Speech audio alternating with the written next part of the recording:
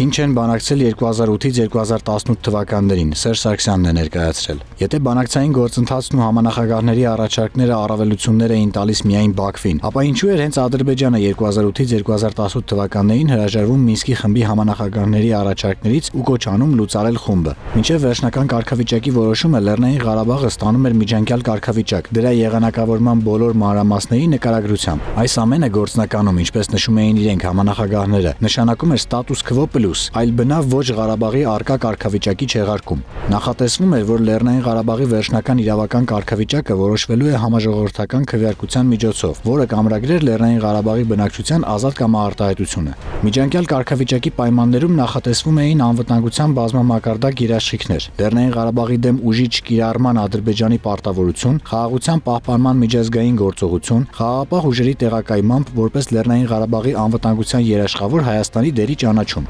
Նախքան վերջնական կարգավիճակի որոշումը Լաչինի շրջանով Միջանցքի օգտագործման անվտանգությունը եւ բոլոր հարցերը պետք է ապահովվեին եւ լուծվեին Լեռնային Ղարաբաղի իշխանությունների կողմից խաղաղության համաձայնագրի ուժի մեջ մտնելու պահի դրությամբ գոյություն ունեցող ստատուս քվոյի պայմաններով։ Միջանցքի վերջնական կարգավիճակը եւ լայնությունը պետք է որոշվեր Լեռնային Ղարաբաղի վերջնական կարգավիճակի որոշման համատեքստում։ Անվտանգության խորհրդի երաշխիքները խաղաղության համաձայնագրի ուժի մեջ մտնելուց հետո նախատեսվում էին 5 շրջաններ՝ Աղդամի, Ֆիզուլիի, Ջաբրայելի, Զանգելանի եւ Կուբաթլուի վերադարձ, որոնք պետք է ապառազմականացվեին եւ հենց շփման գծում, այլ ոչ թե Ղարաբաղում պետք է տեղակայվեին խաղաղապահ ուժերը։ Լաչինի ոչ միջանցքային մասի եւ Քելբաջարի շրջանի վերադարձը նախատեսվում էր Լեռնային Ղարաբաղի վերջնական կարգավիճակի որոշման վերաբերյալ համաժողովրդական քվեարկության անցկացման կազմակերպչական հարցերի համաձայնեցման հետ կապակցված։ Խոսքն ամբողջ տարածաշրջանում հաղորդակցության ուղիների բացման մասին էր եւ շեշտադրում չկար կոնկրետ շրջանի կամ շրջանների վրա։